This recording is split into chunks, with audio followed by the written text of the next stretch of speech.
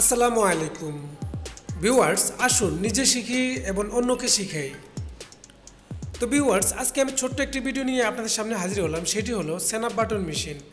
এই snap button মেশিনের আপনারা দেখতে পাচ্ছেন যে আমার এই মেশিনটা যে মুনের যে বারটি আছে, মেন যে বারটি, এই বারটি আমাদের নিচে নেমে থাকে, অর্থাৎ আমাদের এই মেশিনের স্টপার পজিশন ঠিক নেই। আমরা যখন স্ন্যাপ বাটন লাগাবো, বাটন লাগানোর পরে আমাদের যে মুনের যে বারটি আছে, এই বারটি সম্পূর্ণ উপরে উঠে যাওয়ার কথা, কিন্তু এখানে আমাদের বারটি নিচে নেমে আসে, অর্থাৎ বারের পজিশন ঠিক নেই। তো এটা কী কারণে হচ্ছে, কেন হচ্ছে, কোথায় থেকে হচ্ছে, সেটাই আমি A to Z ফুল ধারণা দিব আপনাদেরকে। তাই আমার ভিডিওটি শুরু থেকে শেষ পর্যন্ত দেখতে থাকুন।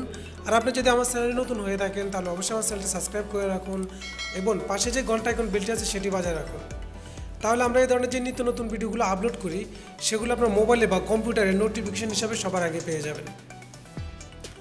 তো ভিউয়ার্স, এই সমস্যাটি সমাধানের জন্য আমাদের স্ন্যাপ বাটন মেশিনের উপরে যে প্লাস্টিকের কাভারটি আছে, এই কাভারটি আমাদেরকে খুলে নিতে হবে।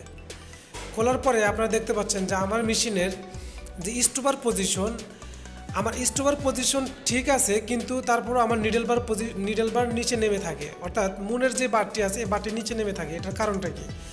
এটার কারণ হচ্ছে আমাদের যে মেইন শেপটা আছে, এই মেইন শেপটা আমাদের ঠিকই আছে, কিন্তু আমাদের যে সামনে যে ক্লাম্পটা আছে এই ক্লাম্প থেকে প্রবলেম। তো আমি এটাই আপনাদেরকে দেখাবো যে এটা কীভাবে সমাধান করবেন।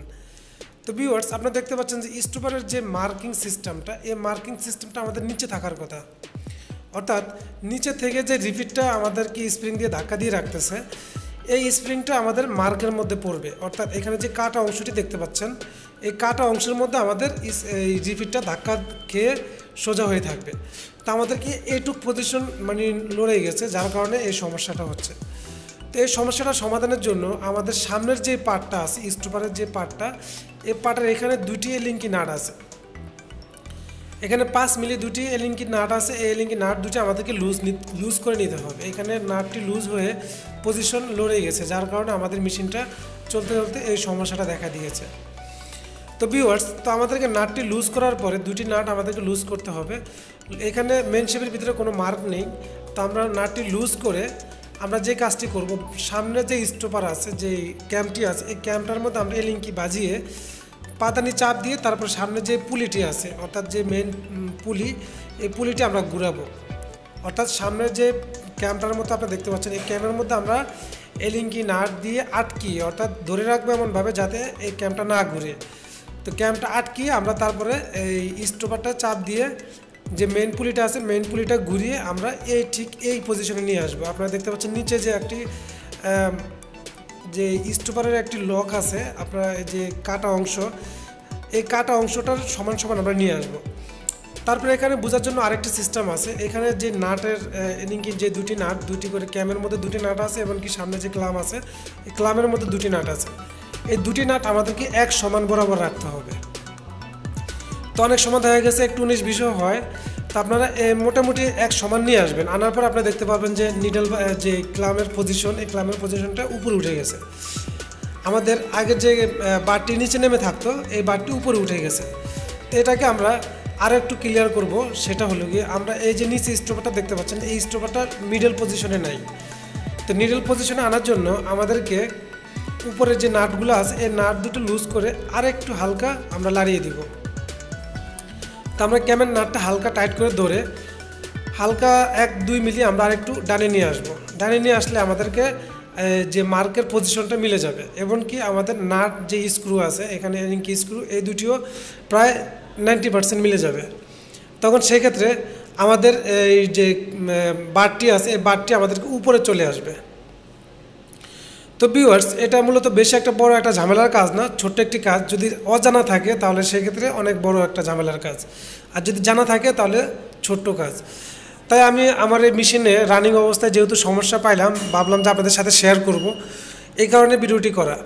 তো আমার ভিডিও যদি আপনাদের কাছে ভালো লেগে থাকে তাহলে অবশ্যই একটি লাইক করবেন, কমেন্ট করবেন, আর আপনাদের মতামত জানিয়ে আপনার বন্ধুবান্ধবের মাঝে শেয়ার করবেন।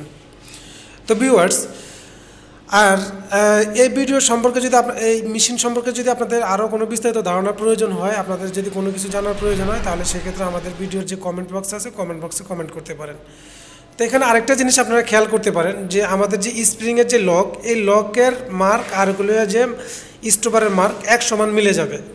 তো এখানে এটা করার জন্য 2-3টা অপশন আছে। এক হলো নাম্বার 1, আমরা স্ক্রুর যেই লাইন পজিশন, এই লাইন পজিশন আমরা সমান সমান রাখতে পারি। দ্বিতীয় পজিশন হলো আমরা যে নিচে যে স্টোপারটা আছে, এই স্টোপারের লাইন এবং কি উপরে যেই ক্যামের যেই গ্রুপ কাটা, এই গ্রুপ কাটা লাইনটা সেম মিলে যাবে। তো ভিউয়ার্স, আপনারা বুঝতে পারলেন যে আসলে এটা বেশি একটা বড় একটা ঝামেলার কাজ না, যদিও ছোট্ট একটি কাজ।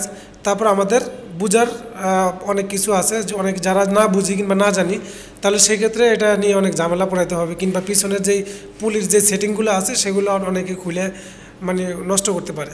তো যার কারণে যে সমস্যাটা, এই সমস্যাটা যেখান থেকে আসছে ঠিক সেখানে আমরা সমাধান করার চেষ্টা করব। তো ভিউয়ার্স, আপনারা বুঝতে পারলেন যে এখন আমার মেশিনের যে বারটি আছে, এই বারটি আমাদের ফুল নিউট্রাল পজিশন, স্টোপার যখন হবে তখন উপরে উঠে যাবে। তো ভিউয়ার্স, আপনারা বুঝতে পারলেন যে আমি এটা কীভাবে সমাধান করলাম। তো আমার ভিডিওটি থেকে যদি আপনি কিছু শিখতে পারেন কিংবা জানতে পারেন, তাহলে অবশ্যই মাস্ট একটি লাইক করবেন। লাইক করলে হবে কি, আপনার যেই আইডি দিয়ে আপনারা দেখতে পাচ্ছেন, ওই আইডির চ্যানেলে আপনার থেকে যাবে, অর্থাৎ আপনি পরবর্তীতে এই ভিডিওগুলো দেখতে পারবেন। আর আপনি যদি আমার চ্যানেলে নতুন হয়ে থাকেন, তাহলে মাস্ট আমার চ্যানেলটি সাবস্ক্রাইব করে রাখবেন এবং পাশে যে ঘন্টা আইকন বেলটি আছে সেটি বাজায় রাখবেন। তাহলে আমরা এই ধরনের যে নিত্য নতুন ভিডিওগুলো আপলোড করি, সেগুলো আপনার মোবাইলে বা কম্পিউটারে নোটিফিকেশন হিসাবে আপনার মোবাইলে চলে আসবে। তো আজকে এই পর্যন্তই, দেখা হবে পরবর্তী কোনো এক ভিডিওতে। সে পর্যন্ত আপনারা সকলে ভালো থাকেন, সুস্থ থাকেন। আল্লাহ হাফেজ।